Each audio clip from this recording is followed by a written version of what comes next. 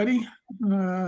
I'd like to bring the Sherborn Conservation Commission meeting of February 13th, 2025 to order at 7:16 with a roll call of who's present. Michael Lesser present, Jacob, Jacob Strauss present. Terry, Lori Luskin present. Courtney, Courtney present. Steve. Steve Scrimshaw present. Okay, and we're going to get one more present.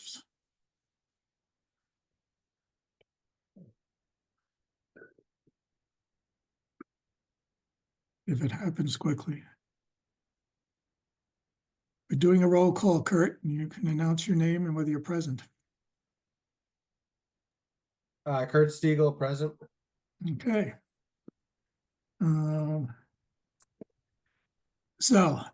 Any issues, any additions to the agenda under the 48-hour rule? Okay, hearing none, we will just move ahead.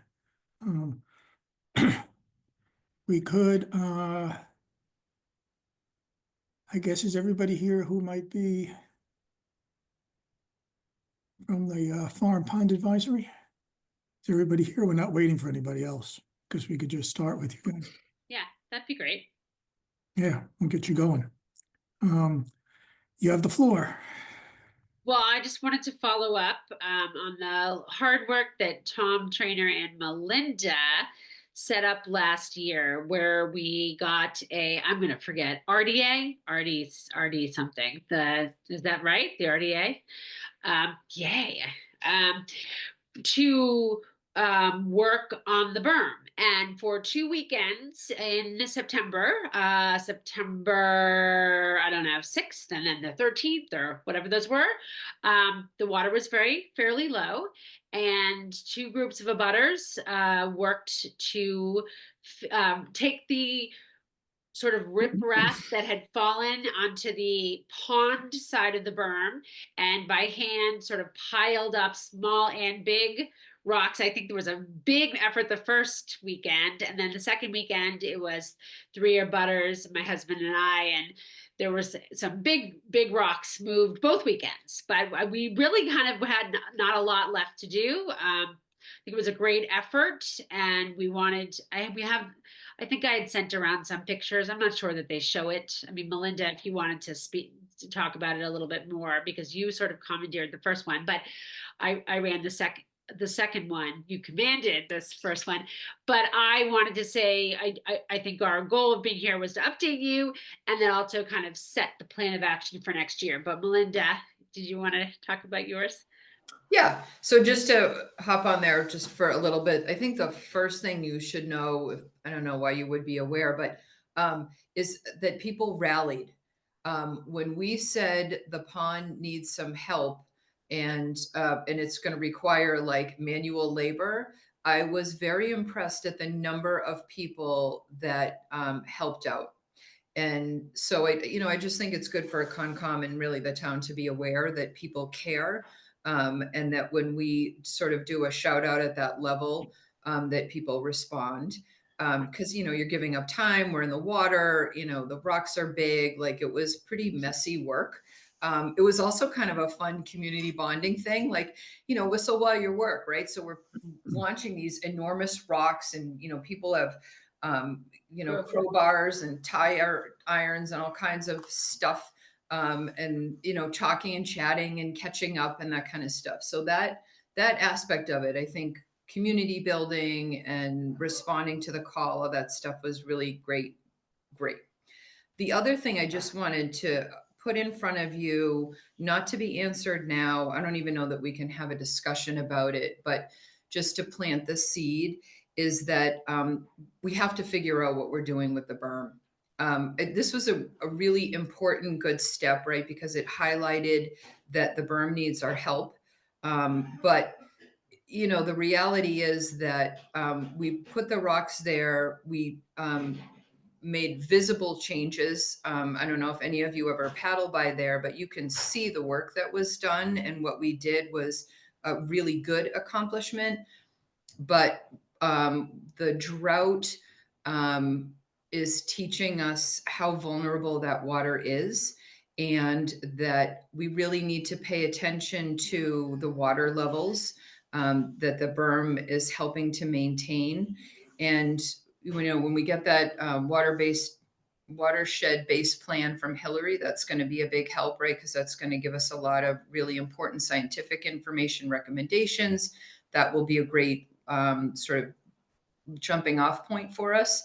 But I just like Concom to sort of, like I said, have that on your radar, that we're going to need to, in my view, really come up with like a master plan, because that pond is so vulnerable. Again, not to be redundant, but that the drought and that like sort of awful year where that water was like gunky, like we've never seen before. I mean, you couldn't see when it was at its worst past like 2 inches. That if we want to keep the pond as best we can as the body of water that we know it, we're going to really have to come up with a comprehensive plan, and the berm will be part of that.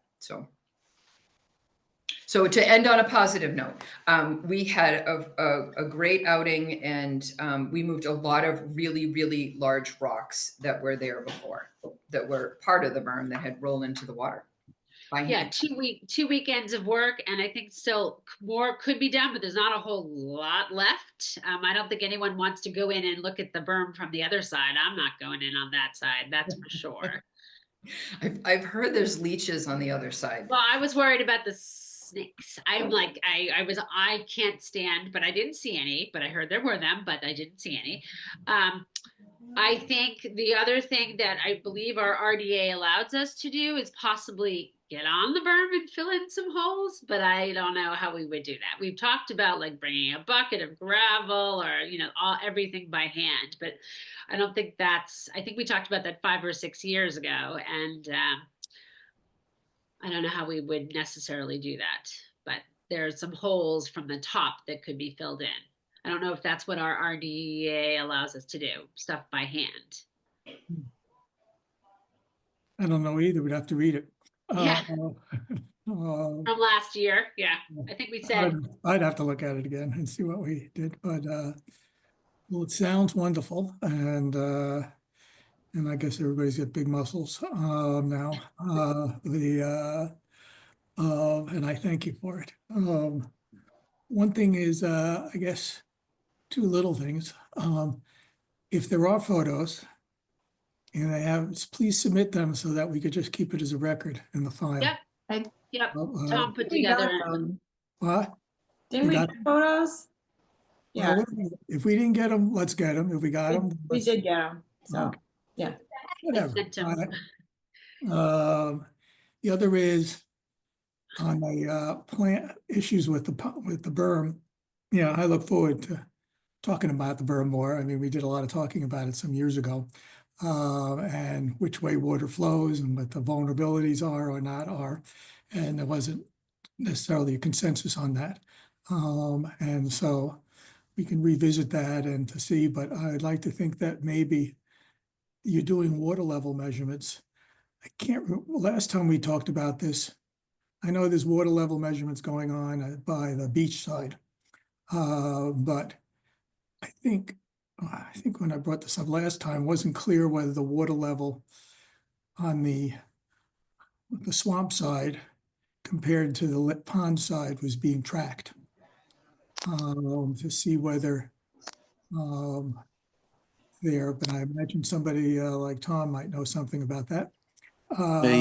May I speak, Mr. Chair? I would hope that we could We, let's track that stuff for our future discussions. good news, the depth gauge that is at the public beach, with the help of a resident that lives on the pond over there, Sophie Cannon, we were able to correlate that the depth at which the waterfall appears over the berm, I think it might be in one of the slides we shared with you. If not, I could send it to you. I believe it's at the 2.2 feet level on the beach side. That's when the berm overflows. So we do have a kind of a correlation between the level of the water at the beach versus when we know it's going to flow over the berm. And for I think over a month or more last late winter, early spring, we were in that condition. So water was flowing constantly for over a month over the berm. Have you tracking the water levels on the other side of the on the swamp side of the berm? Because there used to be this, I guess I've never seen it go the other way, because given what little feeds in there, but there was this discussion, it's partially just to be clear about when we discuss begun with the berm, to what extent is ever stuff flowing from the swamp into Farm Pond? No, we call it. didn't look at that at all. I know a lot of the butters, had concerns. You had a lot of that constriction at the culvert, emptying the lagoon from all the beaver activity and raising the level or lowering the level of the lagoon if the culvert was cleared out. But I didn't follow that side of the. Yeah, I just want to make sure that we get that clear, because my experience in the past, except for the beaver issue, was that we didn't have a water quality threat from the swamp side. But that's something that I don't want to make a definitive statement that we just need to go over. The abutters did report, but we cannot verify, and I don't think we saw it, that the water level dropped dramatically in the pond when that beaver, Oh, yeah, that I could believe. Yeah. was unblocked. I don't think we saw the dramatic, like a foot drop off or anything like that when that happened, but. Yeah, I mean, I don't know how well that the beaver fencing is working that the Willis has put in. That's something that was it just seemed to be a little problematic. Yeah. I mean, there's no doubt that the berm does something to like maintain some level of water flow at certain high levels, and that the pond is not a fully contained environment. It does outflow to Charles River via the berm, via the outflow, at some level. So, No, I just want to make sure if you're going to do measurements for when we do that future discussion of what more needs to be done on the berm. We could decide that we don't have that issue of the reverse flow that happens each time. Can be sort of resolved as part of that. Otherwise, yes, it'd be fun to see what we do with the thing there, especially when we get the pond lake management report. It should be quite interesting to see. someone ran over our water gauge, our depth gauge. We'll have to get it we don't know what happened to it, but we went down to measure it and it was on its side. So it looked like someone pushed it over, but we're not quite sure.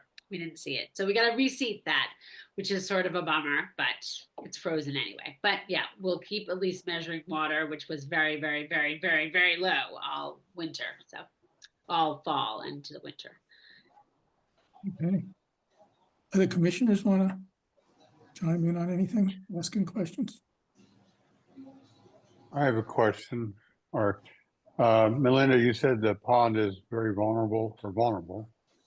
Could you maybe list 2 or 3 if I know you need more information in the report, but what are you watching that it could be actionable? Something could be done about. Oh, something we can do about it? Or just what are your primary concerns, 1, 2, or 3? Well, I'm going to cheat. I'll give you guys a little preview because we had a pre-meeting with Hillary in advance of that beautiful report that she's going to put together for us. But she did talk about geese management, and that is not a new story at all, right? I mean, it's the problem's, I think, getting worse, just anecdotally, my own personal experience, but it's been going on for a long time. So that's something actionable that the town can absolutely work on. In a small level, I noticed when we had they had put in like stakes. I'm not even sure the town did it. I think that I thought it was related to an event, but anyway, regardless, somebody just put in stakes and they were offset from each other along the shoreline, and then put a line in, and that made a dramatic difference in terms of keeping the geese off of the beach, which is awesome. The problem, of course, is that they just go somewhere else. So the whole, I know, Jeff. So the whole idea of geese management is enormous. I mean, I don't know how many of you go down to the pond. I'm down there all the time, probably more often than I'm in my own home. And there will be hundreds of geese out there. And so they are making messes everywhere, and all they want is, a little spot to visit. So that is something, again, like we're going to have to look at comprehensively for sure. The other thing too is the stormwater management. Also, that's also something that we have, big giant plans in the works. But in my view, I'm not an expert, but we also learned, because we took stormwater samples, that construction project that was across Lake Street. You guys might recall, I think we did some reach out to you to make sure that the wattles were in, or whatever that sort of filter is that's supposed to be on the storm drain. It wasn't being maintained well. We have the data to show us that the nutrient levels coming in from that very spot were much higher than other places. So that sort of supports the idea that we have to take stuff like that seriously. If construction's going on and people are responsible for, mitigating the effects of having all of that runoff, that they follow through with it. So that would be a couple big ones. I'm wondering, Okay. Would you guys have time for a third one? I'll comment on the second one for the moment of Okay. of that stormwater management, of how much it comes back to the tricky issue of what are people putting on their lawns around the pond, the extent of nutrient loadings and things like that, and other kind of chemical loadings, and that tough topic, given what just was running off from, let's say, one construction project.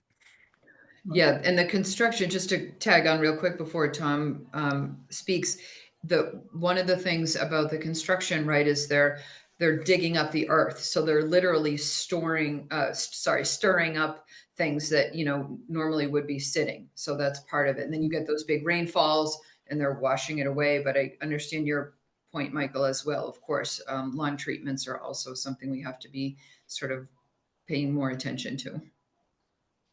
All right, Tom, you're up. Yeah, what I want to add is one really nice feature of our limnologist consultant, Hillary Kenyon's 2-year field monitoring project was the addition of a series of continuous dissolved oxygen monitors at three points, 3 moorings in the lake. And what she was really able to confirm and really expand upon is, prior years monthly dissolved oxygen checks that we were doing, but she was able to show that the time period and the kind of spatial area of oxygen depletion is a lot longer or greater than we appreciated that. So you're getting a very, very strong stratification and period of anoxia in a bigger volume of the lake, I think that we appreciated. And the long and the short of that is that could be contributing through what's called internal nutrient loading, the release of a lot of phosphorus and nitrogen. And nitrogen, we've never been monitoring. We always worried about phosphorus being the limiting nutrient. But she was able to show some unbelievably large nitrogen levels in the bottom of the pond that, under the right weather conditions, you can get through wind action, introduction of the nutrients to the upper levels of the lake and triggering the cyanobacteria bloom. So we really need to worry about future cyanobacteria blooms. particularly long-term with climate change and leading to these longer periods of stratification. Okay, thanks, Tom. Yeah, no, it is. I couldn't tell in her whole previous presentation of how much some of that stuff is just part of the aging process of the lake, so to speak, and how much is that you can do about some of those trends, but I guess we'll find out soon enough. And I'd like to think the golden era is not passing on the water quality there. But thank you. Anybody else have questions to talk about now? But I guess, when is the report roughly? You have any rough sense of when? Yeah, sometime this spring, sometime. Okay. No, that'll be an exciting time. We don't mind. Yeah, I assume she's going to do some sort of presentation to everybody. Yep, to the town. there'll be a Zoom presentation. Yep. Yeah, that'll be great. Okay. Okay, anybody else have anything before we move on? Okay, thank you very much. All right. Thanks, guys. Okay, Bye. okay, we'll see you around. Okay, I am now moving through some things here. Hang on, Michael, Yes, Matt Olaire present. oh, thank you. Now we know you're really here. You can talk. Had some technology problems, had to do a full reboot there. Uh-oh. Those new computers. Okay. I am now reopening the continued public hearing on the Sherborn wetland regulations and drafting amendments. And as on the agenda, we are continuing this without discussion to March 13th, 2024. Aye. 2025. 2025, oops. Time Yeah. travel. Sorry. Okay, what time are we gonna do, 7:20? I'll just do it to 7:20 on that date. Sure. Okay, I move that we continue this hearing until 7:20 on March 13th, 2025. Second. Any further discussion? Roll call vote. Michael, I. Jacob, Aye. Terry, Aye. Courtney, Aye. Matt, Aye. Kurt. Aye. Steve. Okay. Next thing here is a request for extension of order of conditions for 0 Hunting Lane for the, I thought it was a different DEP number. Oh, maybe it is a DEP number. 0 Hunting Lane where the wells are. Right. They've asked for a continuance until the next meeting. Okay. Then I will move to continue it to, we should do the same 7:20 since it's not clear that they're gonna know what's going on. Or what do you think we should do, 7:25? I think we can do it at 7:20. We have a 7:20 already. But my guess is it will get continued again or something else will happen. So 7:20 is fine. Okay. I move that we continue this request for the extension of an order of conditions on Hunting Lane, map 11, lot 02 and 0-3B by the Barsky Estate Realty Trust at the request of the applicant is being continued to, I guess, February 27th at 7:20. Second. 2025. Any further discussion? Roll call vote. Michael, I. Terry, Aye. Jacob, Aye. Courtney, Aye. Steve, Aye. Kurt, Aye. Matt. Aye. Okay. Moving on here.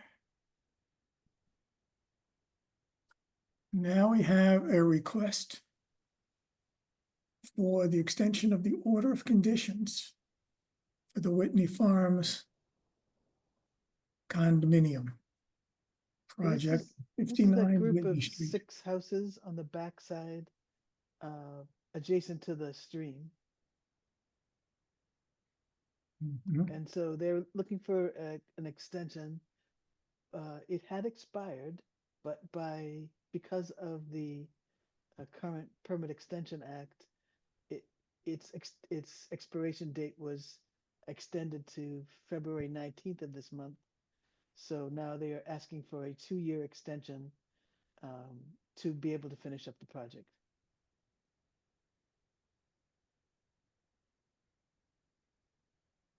Looking at the plan. So they're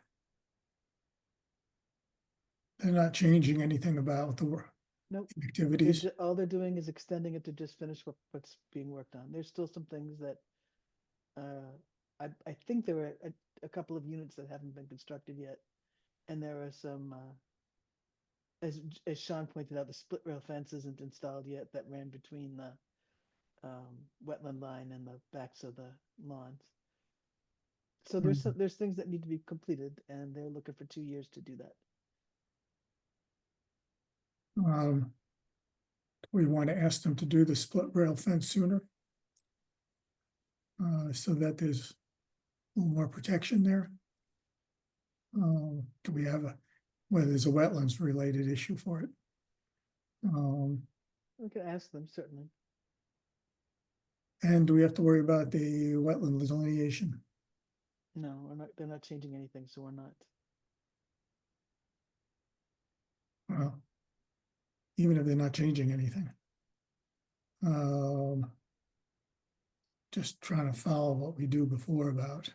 True. Yeah, this line was very clearly delineated prior to this, and if you recall, I walked out there again just within the last year to look at some issues that were cleaned up across the stream, and there's bounds set up here. It's very well established. The line is and documented with bounds. Okay.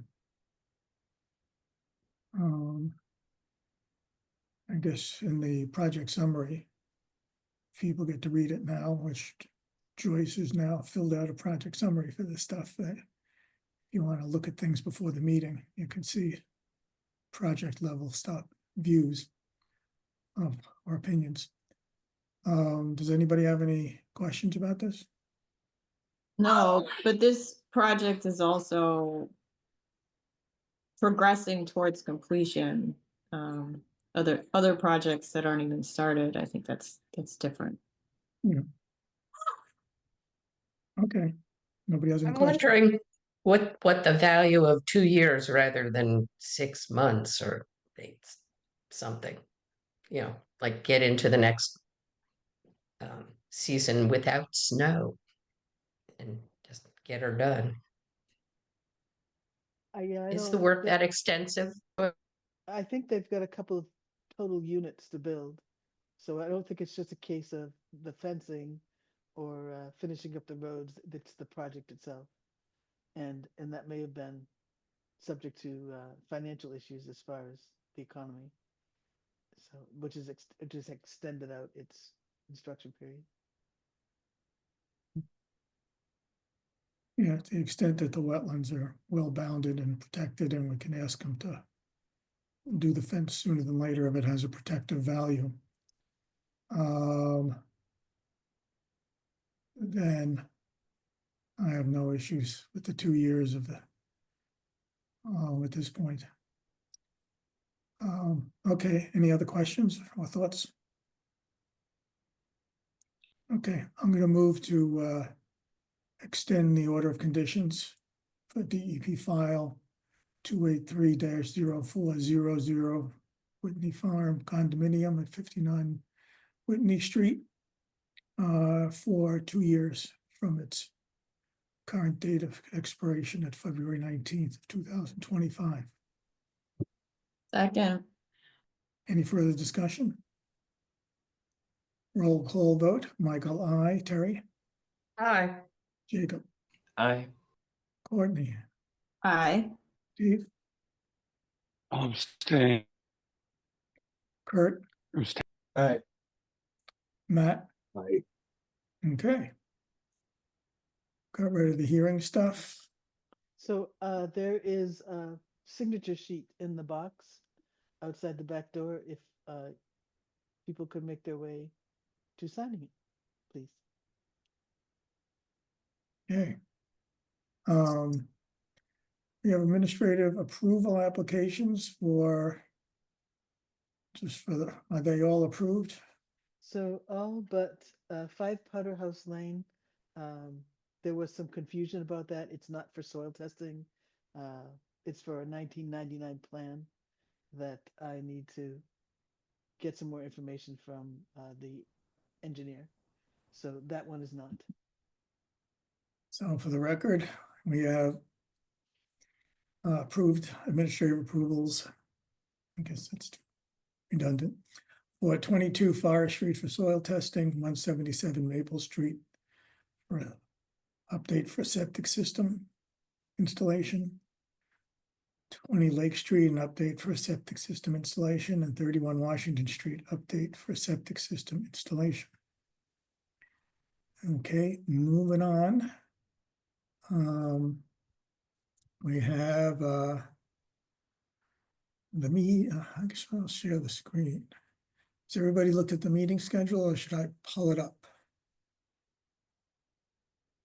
So I put together a meeting schedule for this year up through June because that's the selectmen's meetings have been approved through that period. So this is a schedule that does not conflict with the select board.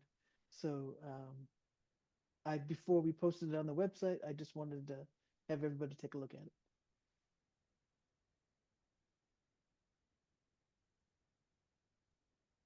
This follows the pattern of the second and fourth Thursdays of the month. I just typed in blue, whether I was getting carried away, but whether the titles could be a little more self-explanatory for people who don't know what we're talking about when they see the schedule. But Right. decide whether. So I put the times and the deadlines for Yeah. mostly for the consultants who are looking to, because they constantly call the office and say, you know, when can I file by? You know, what's my deadline? So Well, no, I think it's terrific that you put that on there and not just a schedule. I just didn't know whether for other people to understand what they're talking about, but if nobody else feels that kind of. I think it would be helpful to have the additional text in there rather than just additional information for people who are not the consultants to know that they can safely ignore that column. sure, oh, absolutely. Okay. I have no problems. Anybody have any? Yeah, I've conflicts the second meeting in March and the second meeting in April and the second meeting in May. We'll be away for 2 of those. And the third is my father-in-law's 94th birthday, May 22nd. So isn't that super? So I'm sorry that I shall miss, but I've kind of laid things out as we had been planned. So Are there many others who would have problems with some of those dates so that we can make sure we have a quorum? All good here. Okay. Fine. I'm okay. Yeah, April, looks good to me. Looks April good to me. 10th might be out. I'm not sure. I won't know until closer then. Yeah. It's all right. Sounds like enough of us will be around to at least get a quorum. excellent. And if it gets closer and we have a problem, then we'll deal with it then. It's not like occasionally we might overlap with the select board. I don't think it's if we need to get a meeting in for regulatory scheduling, we could do it occasionally. Okay. Go forth and publish. It's great. Let's see. While I'm here.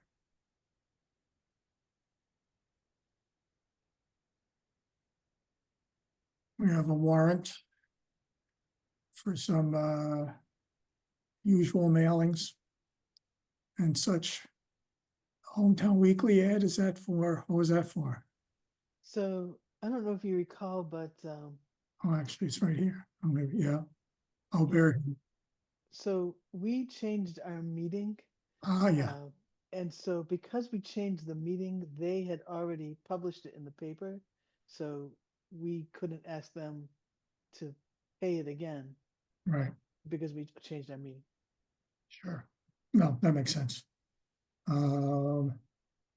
Okay, I'm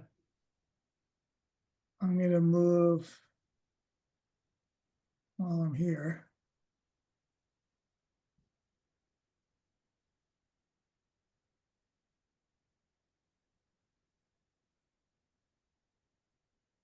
Since we have we don't have too much more on the agenda. This land management.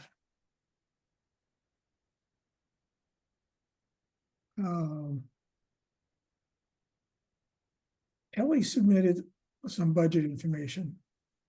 Suggest everybody reads this if they have it on their own. What we've talked about before is that, as you see here, we have special funds, about $47,000 that have come from various projects. It was part of our cost shares when we were doing work at the Barber and other sources that we were going to use for our fulfilling our sort of carrying out the land management plans that we were developing, the different major parcels. And Kelly started this thing here, and then we had all the report from Ted on invasive species, and there's the land management subcommittee, of which two of you, Courtney and Steve, are also part of. So as part of the issues to talk about are putting together whether we're going to whether we want to put together a more specific budget or not, or just what we have here is continuing issues. The most important one is, at least in terms of budgeting, is that there's a lot of work to do in the plans and what Ted has recommended. And also, there's tree work down here that we've never really looked at,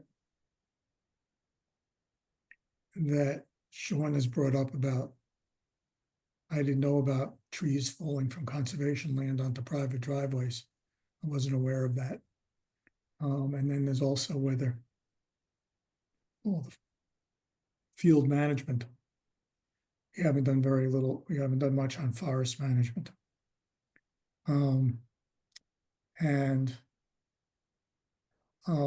So in the end, what Kelly has put forth, maybe as a group, what the land manager put forth, is that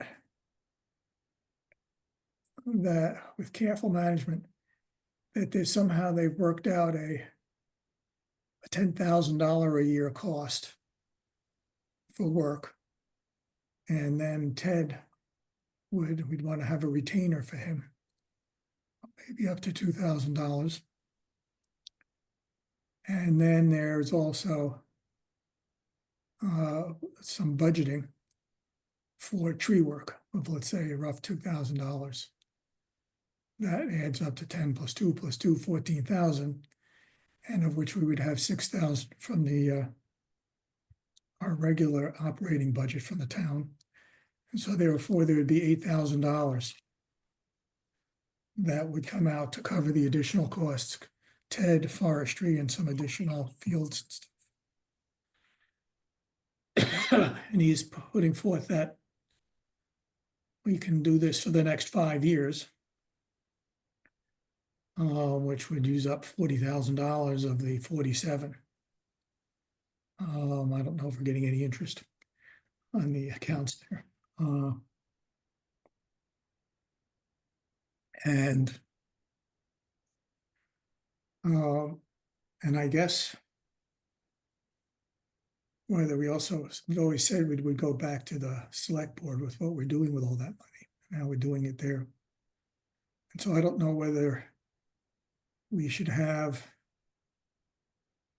I don't know whether the land management group can chime in about what more detail is even possible to flesh this out with before we go to, let's say, the select board about this, about how we're going to spend the extra 8,000. Obviously, and maybe we can leave it as unspecific as up to $2,000 for Ted and some rough $2,000 for tree work, but we'd have to have some examples of what that work would be. This is all like news to me. I don't know anything about this tree work and what these discussions are, so Okay. I wouldn't want to bring this to anyone yet. Oh, I don't want to bring it to anybody. I'm just bringing it up to us Would to say what we would do here, what we need to do. would identifying the tree work that's needed, would that come from Sean or would that come from somewhere else? It could come from somewhere else. It could come from Sean identifying it, also from forestry stuff. I'm going to be walking. We have a sort of a forester type person in Nick Rodenhouse, who's also as an associate of the town forestry committee. Does sort of forest health. He's a biologist But we need somebody who also knows the boundaries, but like where do we have conservation land that is immediately adjacent to private property that we well, that I think we could rely on Sean to tell us. I okay. think I would like more information from Sean about what he's talking about specifically, because unless we receive a specific complaint that a tree looks hazardous, it's not. I just would be very leery of taking on responsibility for the town for just any old tree that happens to be on conservation property. So this started back when a butter called and said, "There's a tree leaning over my wires that's on from conservation land," and this was, I think, 2 years ago, and it was basically the people that call in with issues. I think that's what this is to address, not to be walking through the forest looking for dangerous trees. So, Yeah. and then Sean took care of it that time. I'm not sure if he's coming across a lot of these. That's the only one I've heard of. Okay. Well, why don't you, Joyce, why don't you talk to Kelly and then maybe Sean, just to see if there really is a list of this, or this is just the occasional thing that we need to do. And I guess I would say to Courtney and, yeah, sorry. Well, so we were going to have a land management meeting and bringing Joyce up to speed. I was just a little confused about this draft and why it's coming up now. Coming up, See to it. it's because Kelly's gave it to me, possible budget stuff. Oh, okay. And I have held it back because I wanted to go see. Well, I think we needed more details and specificity. And I just wanted to bring it to the attention of the whole commission, as well as to see whether Courtney and Steve had any further insights, but if not, I'll just leave it here as something that I leave it to Courtney and Steve to and Joyce to revisit this with someone so that we can have some more specificity for when we go before the select board about this as to how we want to use the money. I'll just chime in briefly. First of all, I agree with everything that Courtney said and basically what other people said. Recently, they've compiled a list of all the properties that's owned by the town or conservation committee or by the town, and there are a lot of them. So monitoring all those would be a pretty big burden, I think, as Courtney has already said. And I would caution, if you're looking out 5 years, prices for things are going to increase and almost inevitably, in this, just on the back of an envelope, it seems like this is a relatively modest um, estimate of the certainly possible costs or the things we might want to do. But I think obviously we need to get feedback from the from Kelly and others, Sean and whoever. Plus what we feel is best for the properties. In the end, it comes back to a decision for the commission, which is why I'm putting it out here now. And yeah, no, I think we don't need to specify. Some things we might specify for more than a couple of years. If they're based on something from TED or one of the land management plans, where we could phase in some of the projects there. And co-op, and maybe some of it we could bring in with the Sherborn Forest and Trail, who might do some of the work. And other things might be just left much more unspecified, but that we're just trying to look at that. What's the order of magnitude of what we might think we use and what it means to spend out that fund, or whether we need to stretch it out further. I don't know, but that's something we'll let the land management group work on a little bit more and get back to us. More along the way, they can just come and we can have a discussion with them about it, to the extent that that would help. Yeah, I Okay. would toss in for a little moment. I'm looking at some of the numbers and thinking $2,000 budgeted for tree work. Wish I could ever have a tree removed, even if it's down instead of being, topped to bottomed for $2,000. It's not clear to me who would do that work for that price. I don't know. Well, And sometimes we to have, Steve's point, the increase in costs over the year, treating this as a level thing, maybe is quite optimistic. doesn't use up all the money, and we do get people to volunteer to some extent, that we might have some other costs, but that's to be worked on. But if point's taken.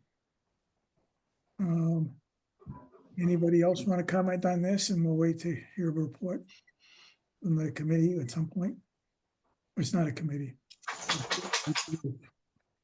And the part of it that is continuing the ongoing things we've been doing over the past couple of years, that part sounds reasonable.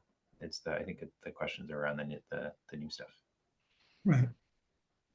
And what those specifics are. But we do have the tallies, right?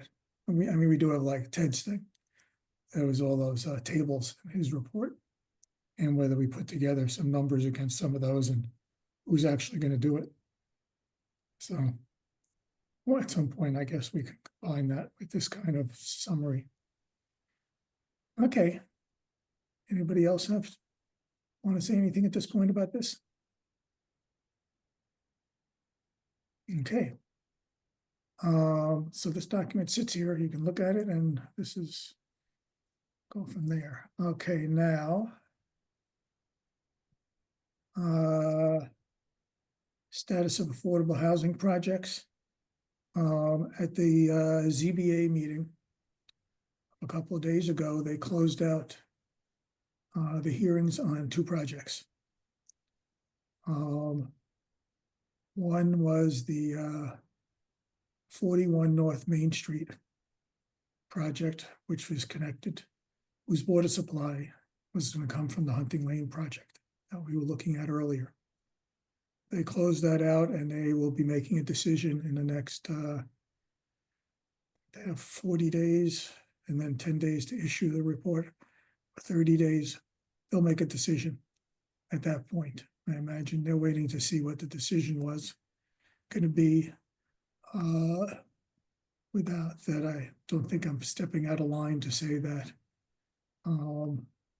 it appeared that the ZBA will probably not approve, will send it back. I can't tell if it's remanded back or whatever, but that they will unlikely to approve the project as put forth. which is possibly why we have to wait to see about what they might want to do on the Hunting Lane water supply permit. They also closed a hearing on 31 Brush Hill Road, which is now a project that has gone through several phases and is now reduced to 4 3-bedroom homes on the property there with some combined septic, and some of the grading of the septic system goes into the outer buffer zone and such, so that the projects will be coming before us if approved by the ZBA. And that's the update there. Warrant and management minutes. Oh, anybody have any questions? Comments? Anybody in the public have any questions or comments on anything we've been talking about that I never asked for? Okay. I think the last item here are minutes.